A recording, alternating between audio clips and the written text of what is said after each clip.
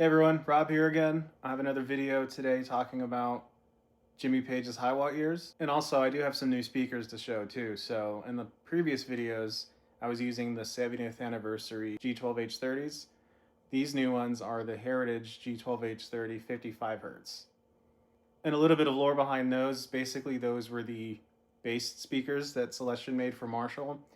And you would find them in the, see there's a 100 logo here kinda.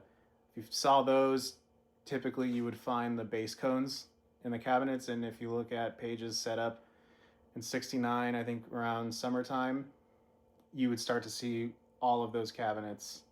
And just like Bryan Adams, summer of '69 was a great time for Zeppelin and Page's sound. He did get the Hiwatts around that time. His circuit was actually pretty unique. As far as I know, they took what was the standard DR103 circuit of the time and made some small tweaks. So to dispel any kind of rumor or idea that these are basically just Marshalls but in a Hiwatt box, that really isn't the case. These amps have a lot more in common with the regular Hiwatts of the late 60s than they do any Marshall. So this isn't going to be a very long video. I kind of have a few more things planned for this amp specifically in these years with some extra gear that'll be coming my way here soon. So for now I'm running straight into it, only with a delay pedal in front.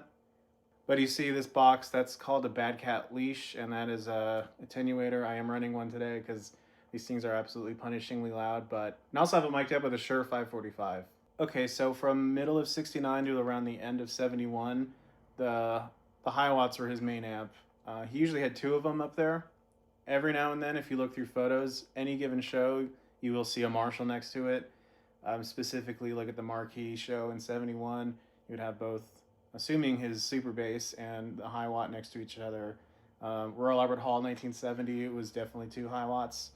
And other shows scattered throughout those years, it would be two Hiwatts, a Marshall and a Hiwatt. Sometimes the Marshall fed into the Hiwatt. Sometimes it was the other way around. It was kind of the Wild West with their gear back. So one of the first things I kind of want to mention the differences and what made his amp so unique to even other Hiwatts was, and I'll show you a close-up of the front panel, but it has this thing called a balance circuit, and on his amp it would have been that big XLR jack you would see in photos. Hi-Tone just put a regular 1/4 inch jack, which is nice. Here I have like an echoplex foot switch, and I have the balance dialed way back. Do I know if he used that circuit? I really can't say, but I'll give you an idea of what it does, and maybe he used it at like BBC sessions or something, because the BBC 71 show, there's a lot of really clean guitar in there. So I always kind of wondered if he used the balance circuit, but I'll show you what I mean. So I show you what that balance circuit does. So I have that foot switch, and when I activate it, you can hear the volume drop. I'm actually not using the mic for this part right here. I just want you to hear the camera mic. So you can just hear the noise floor shift. And I don't know, maybe he used it for BBC sessions because it kind of has that like... And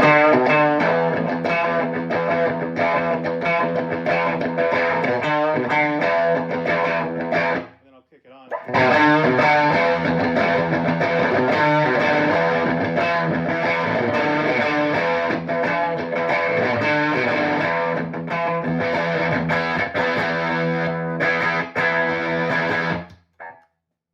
So what it is it's more like a volume and gain cut, like a reverse overdrive or something like that. So I don't know when you hear, maybe he did use it, but so I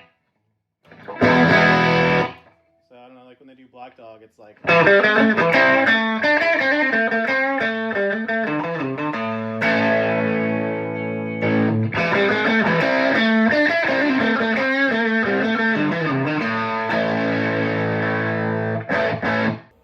just to show you the front panel, there's the jack for the switch, there's the balance. So that that's how it was set when it was cleaner.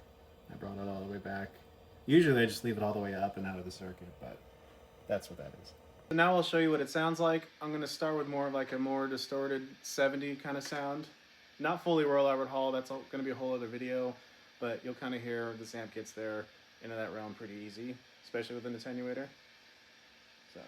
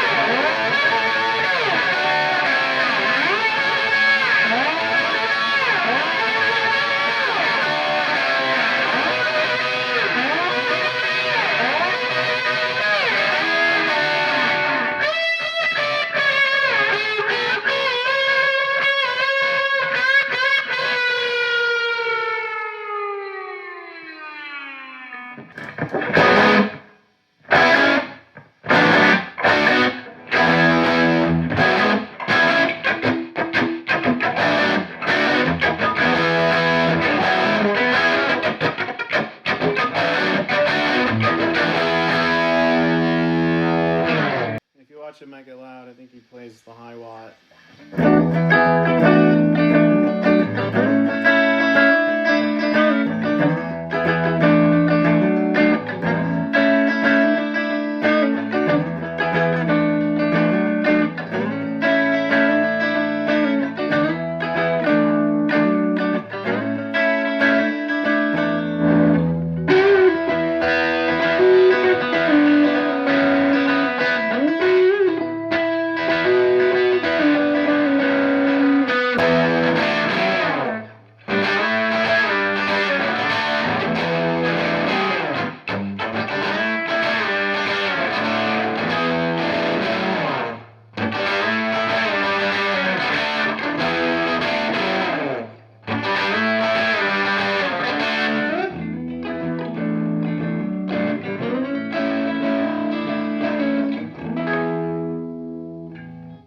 About it is how much it cleans up, and this is the 50 watt, and even as gainy as it is, it's kick.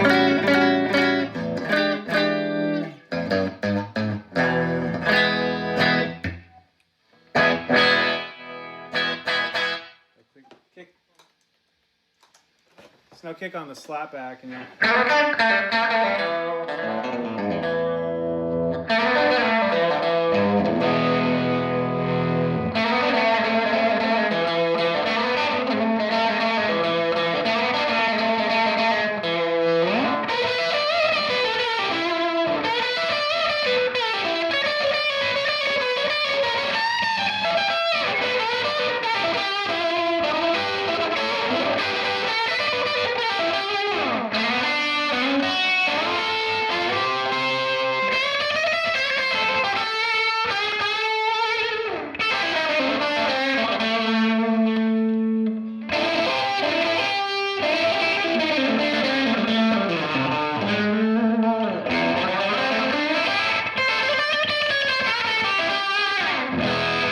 Alright, that's all for this video. Thanks for watching. I'm going to do more coming up soon with tone benders, Vox Long Tom, and an echoplex. And those are all things he used with these amps. And again, this is the Hi-Tone JP50. And as far as I can tell, it's honestly the most accurate representation of this circuit that you can find on the market. And as always, if there's other stuff you want to see more specifically, I just played a couple bits of what is and what should never be and stuff in here. And if there's other stuff you really want to hear with this amp, as I dive into the 69 to 71 sound, please let me know in the comments. Thanks again.